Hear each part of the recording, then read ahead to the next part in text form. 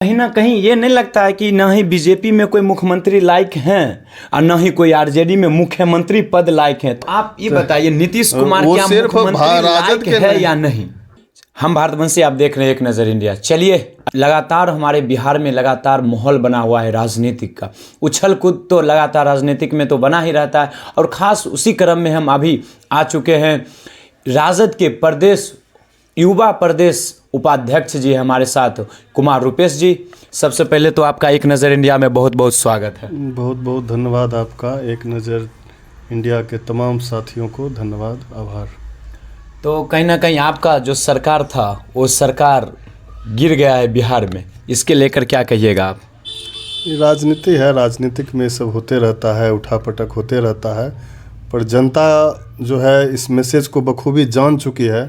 आम आदमी में इस चीज़ को लेके आक्रोश है जी। जो हमेशा एक कुर्सी स्थापित करते हैं और सरकार को, दल को बदलने का काम करते हैं, तो जनता में इस चीज़ को लेकर काफ़ी आक्रोश है जी। पूरा गुस्सा में है जनता, गुस्सा में कि आखिर वो कह रहे हैं कि आखिर आरजेडी उस समय अगर नीतीश कुमार आए थे तो उस समय ही क्यों ऐसा गलती किए कि वो मिला लिए। नहीं, यही चीज़ हम कहना चाह रहे हैं ना कि हम लोग का मिलाना या उनका जाना, अभी भी हमारे नेता और राष्ट्रीय प्रवक्ता भी बोले हैं कि हम लोग की तरफ से गठबंधन नहीं टूटा है। उनका ही मन जो है सो कभी इस डाल पे कभी उस डाल पे रहता है जी। तो उसमें है कि हमारा नेता का जो विज़न था उस पे वो खरा उतरने का काम किए। नौकरी का अंबार लग गया, रोजगार का लग गया, टूरिज्म सेक्टर में बिहार को आगे बढ़ाने का काम किए, स्वास्थ्य के सेक्टर में आगे बढ़ाने का काम कर रहे हैं, स्पोर्ट्स के सेक्टर में आगे बढ़ाने का काम कर रहे हैं। और आप कंपेयर कर सकते हैं 17 साल बनाम 17 महीना में, और 17 महीना आपको अव्वल पाया जाएगा। सी बात तो है, लेकिन फिर भी अभी जो खास करके ठीक है, इधर से आरजेडी के तरफ से नीतीश कुमार जी ये धोखा दे के चले गए। नीतीश जी तो ऐसे भी पूरे हमारे बिहार में, पटना में पोस्टर, बड़े बड़े पोस्टर लगा चुके हैं कि नीतीश सबका है। तो बहुत लोग कह रहे हैं नीतीश का ही इसमें गलती है। क्या आप ये बताइए, नीतीश गलत है या आरजेडी गलत है या बीजेपी गलत है? ये 3 सवालों में आप 3 ऑप्शन में से एक चुनिए। नहीं, हम मानते हैं कि जिनके साथ उनको जनमत मिली उनके साथ उनको रहना चाहिए था, और फिर अगर इधर आए और विकास हो भी रहा है तो फिर यहाँ रहना चाहिए। अब यहाँ से वहाँ, वहाँ से यहाँ होना, तो कहीं न कहीं इनका ही मानसिकता लगता है कि इस सही नहीं है, और जनता में काफ़ी आक्रोश है। ये आने वाला चुनाव 2024 और 25 में आपको देखने को मिल जाएगी। जी, आप क्या कहिएगा? वो जो अभी हमारे बिहार के अभी प्रेजेंट टाइम में वर्तमान उप मुख्यमंत्री जी शपथ लिए हैं, सम्राट चौधरी जी, वो कहते थे ये पगड़ी, हमारे जो पगड़ी वो बांधते हैं सर पे, वो कहते हैं कि ये पगड़ी तब हटेगा जब मुख्यमंत्री को, हम मुख्यमंत्री पद से नीतीश कुमार जी को हटा देंगे, तभी ये पगड़ी हम हटाएंगे। आज उन्हीं के साथ वो उप मुख्यमंत्री बन गए हैं बिहार को। यही राजनीति है, इन लोग का वचनबद्ध नहीं है। अपने वचन पे वो खरा उतरने का तो काम किए नहीं। अगर वचन पे खरा उतरने का काम करते तो या तो गठबंधन नहीं करते या तो पगड़ी उतार लेते। अब चूंकि सत्ता मिल गया, उप मुख्यमंत्री कुर्सी मिल गया, तो सब जायज़ है। तो ये तो उनका अपना और आइडियोलॉजी है आपसे, क्योंकि खास करके मुख्यमंत्री जी विधानसभा में उस समय जो कुछ वैसन बातें के लेकर कुछ अशब्द बातें बोल दिए थे, सेक्सुअल की बातें लेकर, उस समय भी हमारे बिहार में काफ़ी बवाल हुआ था। नीतीश कुमार को लोग गलत बताते, खास करके बीजेपी वाले लोग बहुत उछाला गया उस रिपोर्ट को। क्या अभी भी मुख्यमंत्री, वो मुख्यमंत्री पद उस समय बोल रहे थे ये मुख्यमंत्री, दुर्भाग्य है कि नीतीश कुमार बिहार के मुख्यमंत्री है और इन्हें आरजेडी के लोगों ने बनाया, उनके नेताओं ने इन्हें मुख्यमंत्री पद दिए हुए हैं। क्या आज वही सरकार, आज वही पार्टी उन्हें कैसे स्वीकार कर लिया मुख्यमंत्री पद के लिए? तो ये बात तो भाजपा के लोगों को समझना चाहिए, और भाजपा के वरीय नेताओं को, यहाँ तक कि प्रधानमंत्री जी ने इस बात पे टिप्पणी किए थे एक रैली में, जो ऐसे अभद्र भाषा का उपयोग उन्होंने करने का काम किया। हालांकि हम अभी विपक्ष में ज़रूर आ गए हैं, लेकिन हम उस बात का मैसेज वो सही देना चाह रहे थे, बस शब्दावली कुछ इनकरेक्ट थी जो जाना जनता के बीच में उचित नहीं था। तो उस समय नीतीश सबका है, लेकिन नीतीश 2 गौ का ही है, आरजेडी का और बीजेपी का। तीसरा तो कोई है ही नहीं बिहार में, बस 2 ही का है, नीतीश कुमार। तो अभी जो तेजस्वी यादव जी बोले हैं कि ये 1 साल ही बहुत हो गया, फिर अगर आना चाहेंगे तो क्या कहिएगा आप?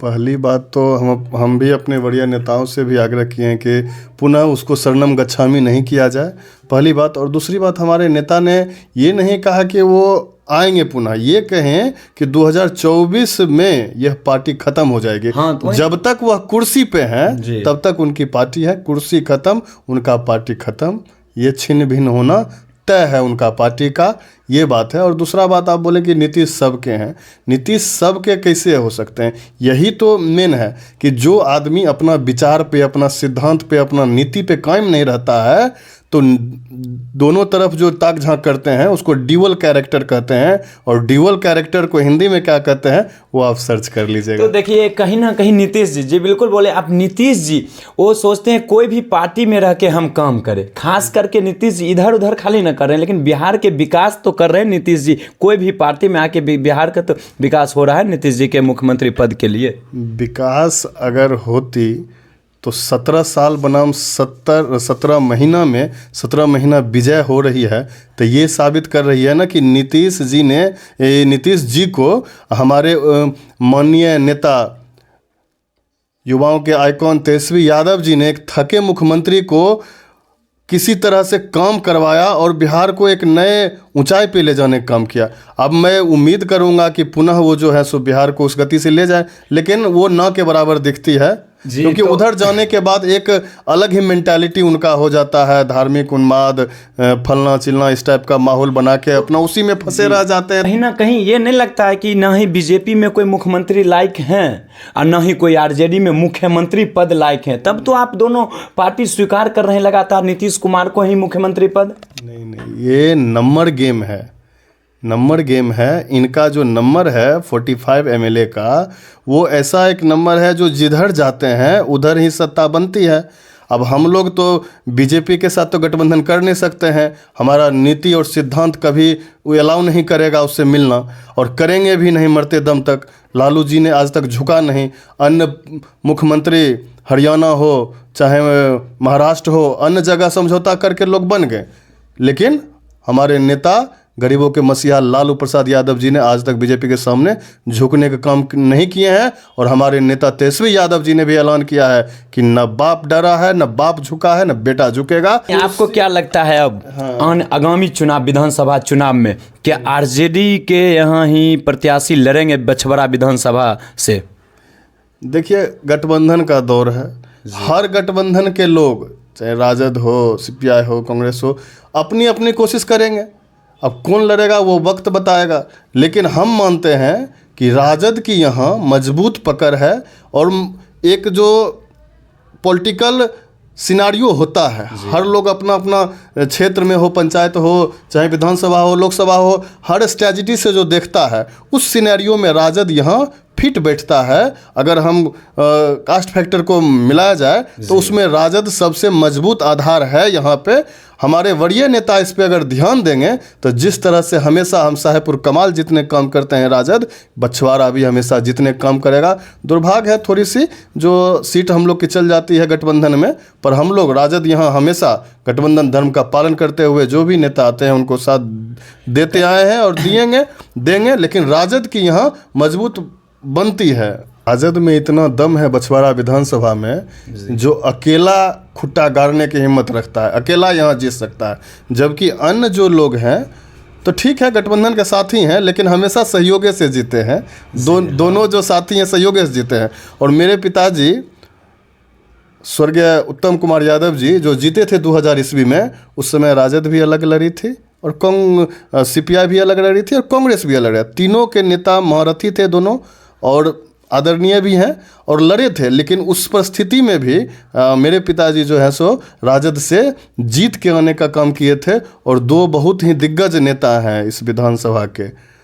तो इस लेके जो है सो मजबूत है हम लोग का आधार। कोई लड़ भी जाएंगे ना तो राजद को कोई फर्क नहीं पड़ेगा, क्योंकि राजद का मजबूत आधार है यहाँ पे। क्योंकि बिहार में खास करके ज़्यादा तो अभी आरजेडी ही है। आरजेडी जिधर देखें तो आरजेडी, तो इधर बीजेपी कहीं ना कहीं दोनों अब बराबरी के हक में आ रहे हैं, खास करके बिहार में। क्या लगता है इस बार ज़्यादा से ज़्यादा सीट 243 सीटों पर ज़्यादा से ज़्यादा कितने सीटों पर इस बार विधानसभा चुनाव में लड़ेंगे अब राजद? क्योंकि उन्हें अब अकेले ही लड़ना है, क्योंकि अपने दम पर अब लड़ना है, क्योंकि नीतीश जी तो धोखा दे ही देते हैं।